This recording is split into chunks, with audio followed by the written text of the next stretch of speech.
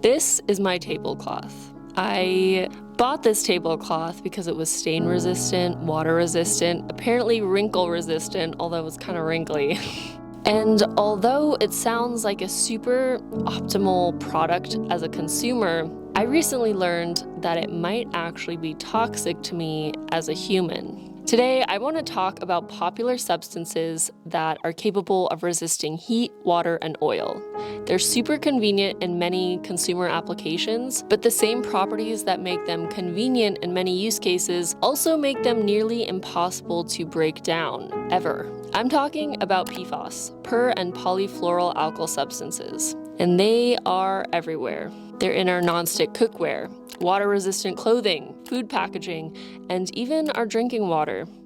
Even at incredibly low levels, PFAS can accumulate in our bodies and the environment over time, earning them their ominous nickname, forever chemicals. These chemicals have been linked to serious health issues like metabolic diseases and elevated cancer risks. So today we're going to speak to a PFAS expert, Dr. Jesse Goodrich from the University of Southern California. We're going to learn how we got here in this whole PFAS mess, and more importantly, how we can protect ourselves moving forward. In this video, I'll also be testing my own PFAS levels and making a few adjustments to my kitchen. So if you're curious to learn how you can minimize your exposure to PFAS and make your nest, your home, your environment as healthy as possible, then this is definitely the video for you.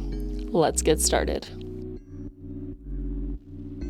Really what we're seeing now is that just about everyone in the US or even in the world is exposed to these chemicals at some level. I'm kind of nervous. I don't want to discover that I have very high levels of forever chemicals in my body. Name, test order, test results ready. Oh my gosh, why am I so nervous? Hello, Dr. Goodrich. Thank you so much for sharing your time with me today. I want to start off asking very broadly, why do you do the research that you do, and can you give us kind of a broad introduction to some of that research? Yeah, so I have been studying metabolism, human metabolism, for a long time, and I'm mostly interested in trying to figure out what factors actually impact human metabolism and how those actually impact disease. And I'm particularly interested in studying this in children and adolescents because that's actually when a lot of the changes that impact metabolism can actually lead to these lifelong changes that may cause cancer or other diseases later in life. More recently, I've gotten into studying the effects of PFAS, and that's been really important because we know that there are environmental factors that impact metabolism and impact metabolic health, but it hasn't been until recently, or more recently, we've learned about PFAS actually impacting human health and human disease, and I think it's really important to study how these chemicals impact metabolism in children and young adults. I think to put this into context, something that's always fascinated me is that over the past 50 years, we've seen this crazy sharp rise in obesity, and I don't know if you think this is speculative or you agree because this is your area of research, but there's clearly something in our environment that's not really working out well for us, whether it's super hyper calorically dense foods or even other things. Does the research that you do, does it make you feel like we're kind of living in an environment that is affecting us more than just our behavior and foods that we're consuming? Is there more at play around us that's contributing to these sharp rises in obesity and even infertility and all of these other things that we're seeing so suddenly are very prevalent? Yeah, that's a great question. So, over the last 50 years, like you mentioned, there has been this really sharp increase in obesity, diabetes, and a lot of other chronic diseases. And clearly a lot of that does come from lifestyle factors like diet and physical activity. But there's also some of it that comes from other environmental factors because obesity isn't just, lifestyle factors. This has actually been named, so there's a name for how, or a hypothesis about how these environmental factors, including chemicals, actually impact obesity and the development of diseases, and that's called the obesogen hypothesis. The basis of this is that as we've seen this sharp increase in obesity and other diseases, there's also been a really big increase in the number of industrial chemicals that have been introduced into the environment. And so it's really interesting that we see these two factors appearing at similar times and increasing at similar rates. That's partly led to this increase in research that's actually started looking a lot more in depth about what chemicals specifically are actually helping to cause this disease. Yeah, so interesting. So can we get into some of these chemicals? I know you mentioned PFAS. Can you tell us a little bit about what those are and why they're so important to think about when we're thinking about our health? Yeah, so PFAS are a really large class of fluorinated chemicals. So they're man-made, they don't occur naturally in the environment. And what happens is they get into the environment, they don't really break down. They've been around for about 50 to 80 years now, and they were initially developed because they were really good at both stain resistance and water resistance. What that meant was that they were used in a lot of consumer products. The one that most people have probably heard of is Teflon pans. Teflon pans basically used PFAS to make them non-stick. They've also been used in lots of other industrial processes, that people are not usually thinking about, but they've become so useful to so many different industrial processes that they are basically everywhere. And so even 50 years ago, a lot of people were being exposed to these chemicals. Really what we're seeing now is that just about everyone in the US or even in the world is exposed to these chemicals at some level. What actually, you just saying this now is making me think of what got me started down this rabbit hole was I ordered this amazing tablecloth. It was water resistant, stain resistant, and then I just started thinking, I don't know what this is made of, and realizing actually the properties that make it convenient to me as a consumer may be properties that make it also toxic to me as a human. Now I have a weird relationship with this tablecloth, but at this point it seems like we've probably all come into contact with these chemicals. Is there a way to understand to what level we've been exposed? Are there tests to tell us about this, or is this something we're just kind of still figuring out how to understand exposure?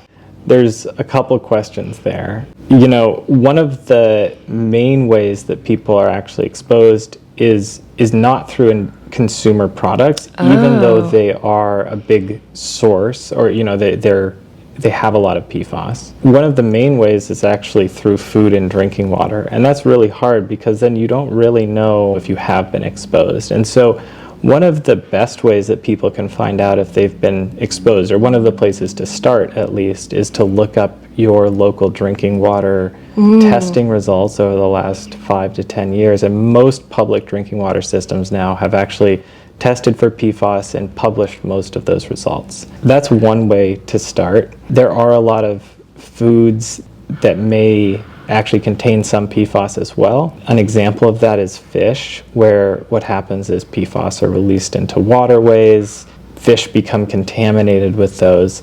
And so there are some places where the fish have actually been so contaminated that local authorities say not to eat them. For the most part, that's not the case that you would see for fish that are caught in the sea. But you do have to be aware that for fish in particular, there is a tipping point. Mercury has also been shown to be really high in some fish. That can harm your health, just like higher levels of PFAS can harm your health. But fish are also healthy because they have really healthy fats. And so you want to try to figure out at what point is there a trade-off, or what is that trade-off between healthy fats and the potential exposure to maybe mercury or PFAS.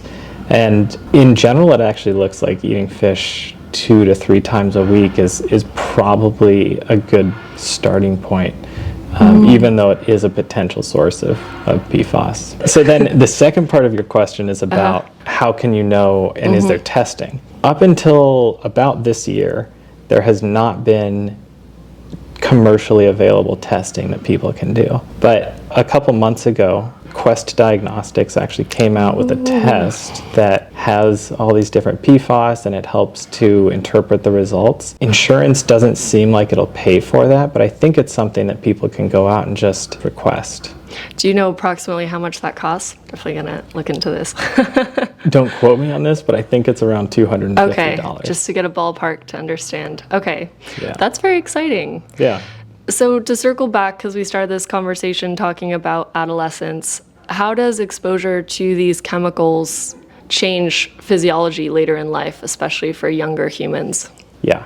So basically, these chemicals look a lot like a naturally occurring compound in your body called short and medium chain fatty acids. These chemicals are really important for how your metabolism functions. And what PFAS do is they get in there and they mimic some of these chemicals, and they actually will mimic some of the pathways that these chemicals actually are triggering, but they don't actually break down.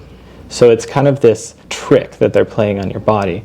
And what that does is it actually causes people to, well, it changes metabolism, and it can cause them to be more prone to diseases like liver disease. It can cause them to change their metabolism in a way that might actually increase obesity. And these are, like I mentioned at the beginning, these are things that can actually, even though they seem small in childhood, can turn into bigger problems later in life. Wow. Can you share some specific studies you've been working on to explore some of these metabolic effects of PFAS? Yeah. So recently we published a study that actually looked at how exposure to PFAS impacts those metabolic pathways in children and young adults.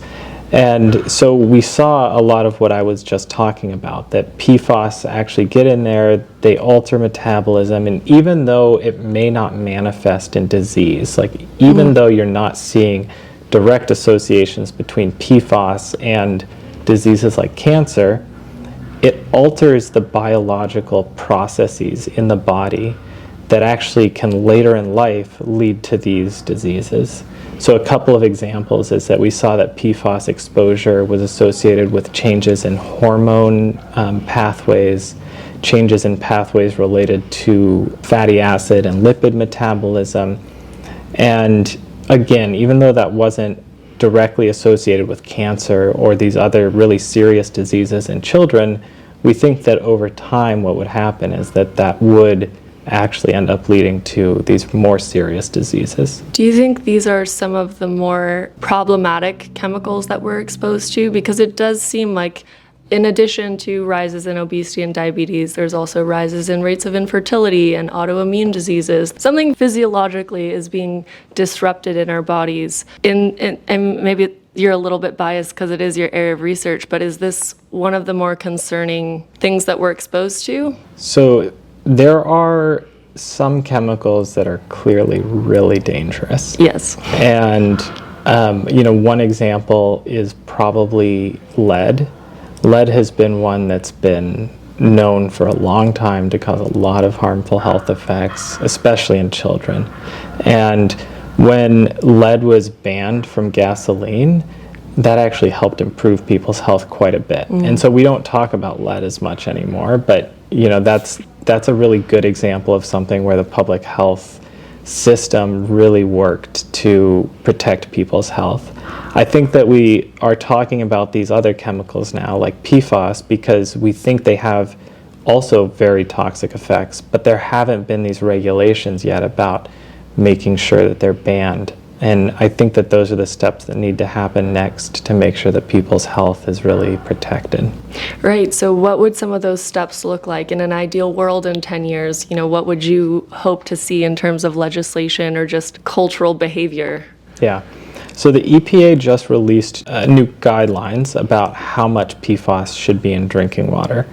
And that's a really big step forward because drinking water has been a really important source of PFAS exposure. One of the concerns is that a lot of industries are actually pushing back on those regulations, and so it's yet to be seen how effective those are going to be. But in 10 years, I would really hope that we could have some strict guidelines that limit how much PFAS can be in people's drinking water. So that's the first thing. The second thing is that I think we do need to get PFAS out of consumer products. Even though I said that PFAS were, it's for not example, the greatest the tablecloth exposure risk. Yeah, there is actually research to show that in these consumer products like tablecloths or fire-resistant clothing, fire-resistant carpet or couches, that sort of thing, that those can cause basically PFAS dust that you can then inhale. And there are some studies that show that in houses that don't have those, there are lower levels of that dust. So I think that in the future, we need to figure out other ways to protect, you don't want your couches to be just spontaneously catching fire. I know that's a little bit dramatic, but we need them to be safe so they don't catch fire easily. But you also want to be protecting people's health in the long term as well. Is there some sort of tipping point? I presume it's kind of inevitable that we're all exposed to these chemicals, but is it kind of a thing that it just builds up in your body to a certain point and then can have negative side effects, and we just want to minimize that exposure as much as possible? And when you say forever chemical, what does that really mean? Does it really mean it's never leaving our bodies? I'd love to get into that a little bit more. Yeah. So the forever part of forever chemicals really refers to the fact that they don't break down. That doesn't necessarily mean that they never leave your body, even though they are hard to remove from the body. It really just means that once you've created this chemical, it's really hard to break it down into the pieces that are not harmful anymore. And so that presents a really big challenge for people who are trying to filter these out of water or remove them from food sources, because you can't just destroy them easily. The other part of that, though, is that they do stay in your body for a long time. So once you're exposed to PFAS, they do tend to kind of stay in there for, some of them have shorter half-lives, so on the magnitude of days to months, but many of them also have really long half-lives, like years, so up to 5 to 7 years for some of them. That means that once you're exposed, it's really hard to do anything. We are working on additional research right now that actually looks at whether or not there are ways to reduce the exposure, so basically ways to increase the clearance of these chemicals once you've been exposed. But we're not to the point yet where we can actually suggest ways to actually reduce PFAS faster. And so when you mentioned that, for example, water contamination is one of the greatest ways that the public is exposed, are these chemicals coming from industrial processes? Where is it originally coming from? Or is it actually added to the water for some reason? So it's not added to the water for any reason.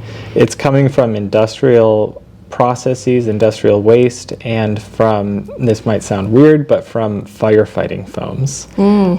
So the types of firefighting foams that have been used for the last several decades, they contain some PFAS in them. And so what you'll see around some industrial facilities, some airports, some military bases, is that in those areas where they've been using these PFAS foams to fight fires, you have potentially really high drinking water levels in the water and the surrounding communities. Wow. And has there been any sort of advancement in the firefighting foam industry to have PFAS-free firefighting foam? Yeah, so there is now PFAS-free firefighting foam that's available. And I should say that this is mostly for fires that are oil-based, so they're like industrial fires. It is really concerning because they're used a lot around Air Force bases or airports, that sort of thing. Oh, wow. So if you live in the vicinity of an airport or an Air Force base, you might be a little bit at risk of greater exposure. Yeah, there's a possibility that you could have higher drinking water levels. And now the good news is a lot of these drinking water systems do have to actually publish data on PFAS levels, so you can go and look at this yourself. But for people who are on well water, it's a lot harder to actually figure out if you have PFAS levels. And in that situation, it's important to do some additional follow-up. I remember listening to one of your interviews, and you were talking about also exploring the correlations between people's diet and the level of PFAS in their body. And there were some really interesting things that came out of that. I'd love if you could share a little bit, like the tea correlation. Can you tell us a little bit about this longitudinal study? Yeah, so in the study that you're referencing, we looked at how the foods that people ate were associated with different levels of PFAS in their body. And we looked not just at a single time point, but how those PFAS levels actually may have changed over time. And what we saw, like you mentioned, is some interesting results around drinking tea, and also some associations with processed meats like pork. There were a lot of questions about what was going on with that. I got a lot of angry emails from the tea industry. The tea lovers out there. And, kind of rightly so. We hear that tea is healthy and that it's something that's good for you. So I think this was really concerning that we saw that there was this association between PFAS levels and tea. I immediately am thinking it might be the tea bag, but is that something you were able to control for, loose leaf versus in a tea bag? So we did a lot of additional analyses in that study to try to figure out what might be causing it. Unfortunately, we weren't really able to tease apart the tea bag versus the tea leaves. I have the same hypothesis as you, that probably there's something in these tea bags. They're made of something. Yes. And so if you can remove that part, it may help. You can't confirm that for There's a lot of sad tea drinkers at home right now. Well, not necessarily. Yeah. You can drink loose leaf tea. That's actually, I do drink some tea, and I've switched fully to loose leaf tea now. There are some studies that suggest that PFAS can actually be absorbed into plant leaves. And so there's also the possibility that PFAS are actually coming from the leaves of these of tea. So there is some evidence that PFAS can actually be absorbed into plant leaves while the plants are growing. And so we need to tease apart a little bit more whether or not that's a possibility in tea leaves. And we're working a little bit on some follow-up studies to look at that. Yeah, I mean, the fish, the plants, they're in the same environment that we are, so it seems very logical that there could also be contamination via those routes. You mentioned that you've now switched to drinking only loose leaf. I'd love to explore some of maybe the personal changes you've made in your life doing the research that you do, because I always think that's very interesting. I guess to take a step back, one of the things that you asked earlier was what other chemicals are there? And so there are a lot of other chemicals that are in the environment too. And so my lifestyle changes over the last couple of years have really been focused on trying to reduce exposure to a broad range of environmental chemicals, or potentially environmental chemical exposure sources. So the big one is not using nonstick pans. I feel like everyone has some. Like everyone's got a set of nonstick pans, but I completely got rid of everything, and we just use cast iron or stainless steel pans now. The other thing is reducing the use of plastic utensils or plastic cookware. If you don't have nonstick pans, you don't need to be cooking with plastic spatulas and that sort of thing. So I've gotten rid of all that kind of stuff as well. That may or may not be a source of PFAS exposure, but it is definitely associated with other chemicals like plasticizers and some of these other microplastics, for example. So that's a big one, is changing the kitchen makeover. A kitchen makeover, yeah. Yeah, the other thing is never heating up food in a plastic container. Even if it says microwave safe, I just don't trust it. That's not based on, as far as I'm aware, that's not based on scientific evidence, but I don't trust it, and so I'll only heat it up in like glass or ceramic. It may not be based on specific data or a study, but you're the second expert that I've interviewed. The other one was a microplastics inhalation expert who said, I never, ever heat anything in a microwave in plastic. Yeah. I'm sure at dinner parties you get a lot of questions. Does that happen if you're at a dinner party and you kind of start to talk about what you're studying? It's really interesting because there's such a broad range of how much people have heard of these chemicals and how much they know. But yeah, in general, people are very interested and want to know more about how to reduce exposure. Right. What is the most surprising thing that you've found doing the research that you do? So one of the most surprising things that we've seen now is that a lot of the studies that first started looking at this, the populations that were being used had pretty high exposure to PFAS, levels that are much, much higher than what we see today. But the surprising thing is when we look in more recent cohorts, studies that have been performed more recently, we see that people are still exhibiting some of these health effects, that basically PFAS are still causing some of these diseases, even though the levels are much lower now. And so it's been really surprising to see that even though PFAS exposure has decreased over the past 20 years, there's still a lot more to do. And there's a lot more that we can do to reduce PFAS exposure. So looking into the future optimistically, what are some things we can get excited about, maybe in terms of research or legislation? Yeah. Well, again, the legislation around drinking water PFAS levels is really great. I think we can hopefully all come around a solution to actually make implementing that possible. Right now it's really expensive for utilities, and so they're actually pushing back a little bit on it.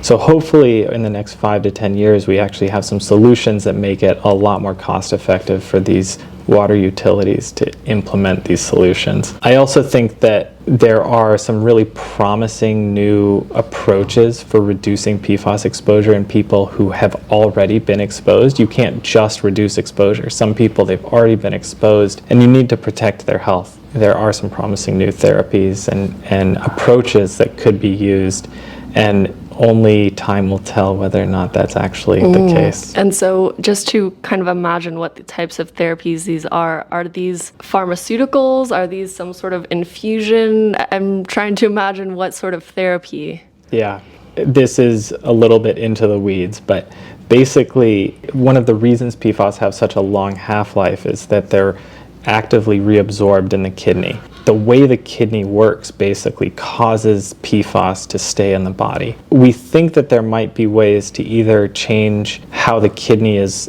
filtering out these chemicals, or ways that maybe the gut is absorbing these chemicals that could potentially in the future be used to reduce exposure levels. Those are primarily pharmaceuticals right now, but I think that if we could figure out a way to do that without using pharmaceuticals, that would also be great. So just so I understand this clearly, our body is actually, because these chemicals mimic short-chain fatty acids and other things that are naturally occurring in our body, they're being reabsorbed by the kidneys and potentially the gut. And so stopping that reabsorption could help us eliminate it more easily. That's exactly right. Okay, yeah. Cool. You want a question? Ceramic pans, if those are also, since they're naturally non-stick and advertised. We have a question from our camera woman. Ceramic pans. Ceramic pans. So ceramic pans typically wouldn't use PFAS in the process, but I also can't speak to any outside of your expertise.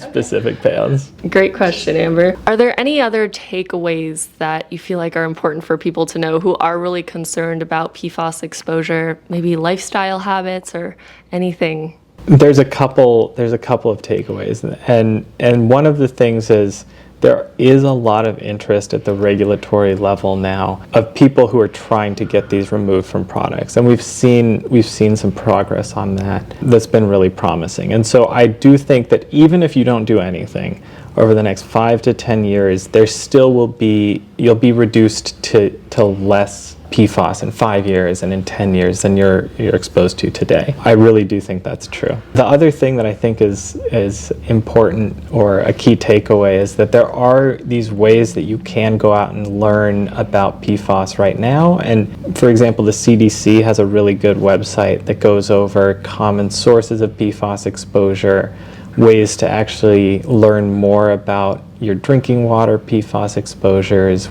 learn more about maybe local advisories about fish, for example. There are things that people can do to learn more about it. Wonderful. I will make sure to post that all down below so that people can readily find these resources. Is there anything I missed, something dire that people should know?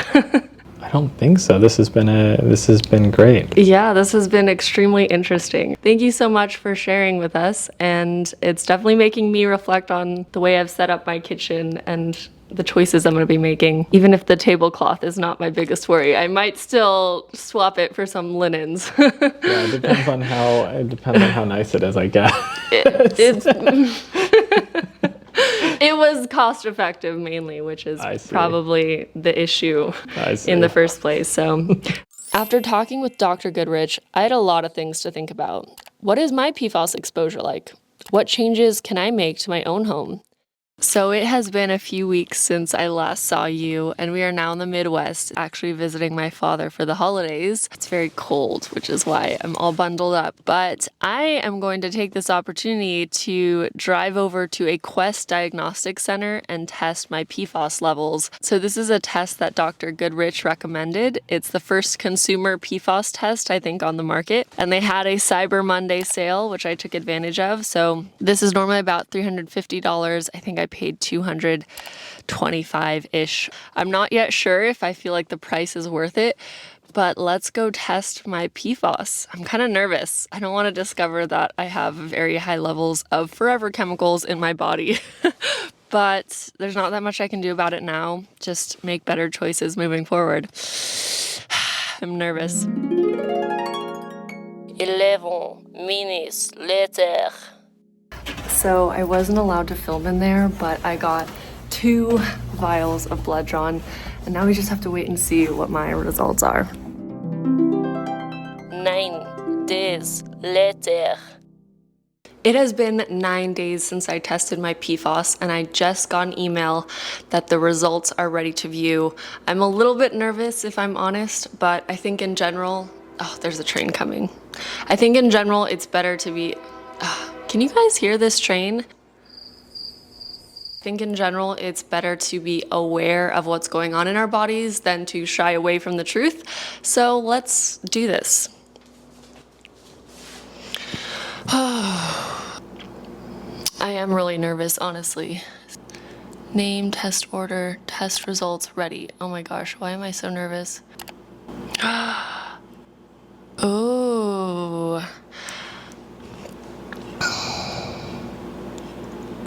Normal, normal, normal. Okay. Interesting.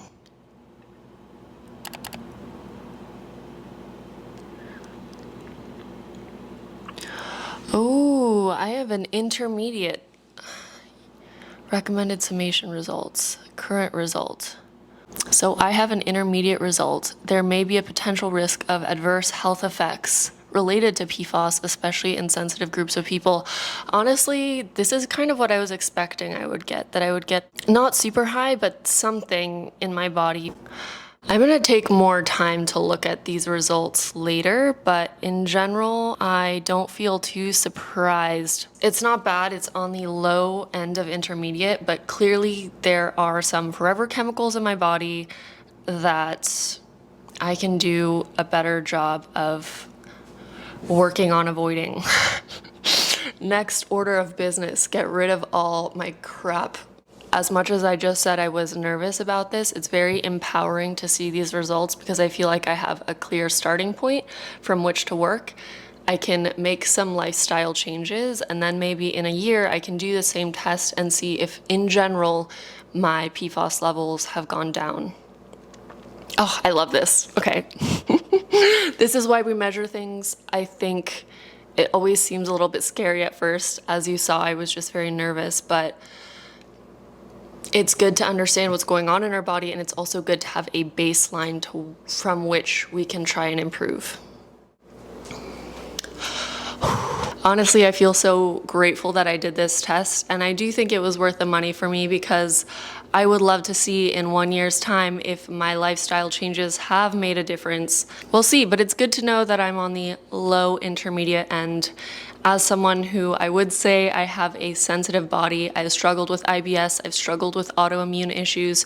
Who knows, maybe these things are related to PFAS exposure, maybe not. But as a sensitive individual, I'm going to be very mindful of making some changes to my kitchen. First things to go are the pans. I have these pans that were a gift from my mother. Thank you, Mom, but they still have a nonstick coating on them. Gotta get rid of it. I think I've been a little intimidated by stainless steel pans because I haven't fully learned how to cook on them, but I hear that once you learn how to use them, you never want to go back. So I'm going to spend a lot of time learning how to use stainless steel. I'm also going to replace my glass Brita with a Sans filter. This is not sponsored, by the way. Any products mentioned in this video, not sponsored, but I found this company called Sans that has a water filter that does a bunch of cool things, but they also remove PFAS because their water filtration is reverse osmosis, which gets rid of PFAS. I'm gonna replace my water filter, gonna replace my pans. I already have only glass Tupperware, as in I only store my food in glass containers. I actually love these glass ones with a wooden lid. Again, not sponsored. They're really convenient because the top part can be used as a cutting board. The actual glass underneath is oven safe, microwave safe, heat safe. What else am I gonna do? It's time to replace a lot of the cloth and the textiles in my home with linen, cotton, and wool, all natural materials. I haven't released this interview yet, but earlier this fall I did an interview with a microplastics inhalation expert. And she mentioned the #1 indoor air pollutant in most people's homes is actually microplastics that are floating in the air, and they're coming from our synthetic fabrics. So these are the little things that might seem excessive, but when we are exposing ourselves to microplastics and PFAS for decades and decades, that's what can end up giving us cancer in 50 years or some sort of other issue. My dad this past year was randomly diagnosed with an autoimmune issue just out of the blue. Who knows why that is? There's so many reasons. Sometimes it's also just spontaneous. Our body is breaking down and aging and oxidizing, but in general, making these little tweaks now really can compound over the course of many decades. I do think our health is one of the most precious things that we have when we have it, and it's only until we don't have our health that we realize how precious it is. And that's a big reason why I started this channel. I didn't always feel great. I've made a lot of lifestyle changes to improve the way that I feel, and it makes such a huge difference. So for the rest, my kitchen only has wooden and metal utensils, so I don't think there's too much room for improvement there. I think it's pretty clear that PFAS are kind of a silent intruder in our lives, not just risking our health, but also the health of our environment, our earth. And these chemicals don't break down ever. So until we develop a new technology to break down these forever chemicals, classic humans creating problems that they then have to solve, and then it's like a vicious cycle. I think it's really important that we are adamant about talking about these things. I think most people haven't even heard of PFAS, and it would be great if it just became a little bit more of a recognized thing to be aware of. Anyways, I would love to know your thoughts on PFAS. Have you heard of PFAS before? Have they been on your radar? Have you made any healthy adjustments to your home or your kitchen? Please share with us down below. I learned so much from you guys. I also get a lot of topic ideas for videos from you guys, so I really appreciate the community we have in the comments. Thank you for everyone who contributes, and thank you so much for watching. Hopefully we can get there. Yeah, it sounds like things are going in the right direction, to your point. New legislation that's hopefully also going to be properly enforced. And is it the corporations in the end that are the hardest to get on board? You know what's actually hardest right now is utilities. So the biggest group of people that's fighting the legislation right now is utilities, because it's going to be so expensive to implement. Wow.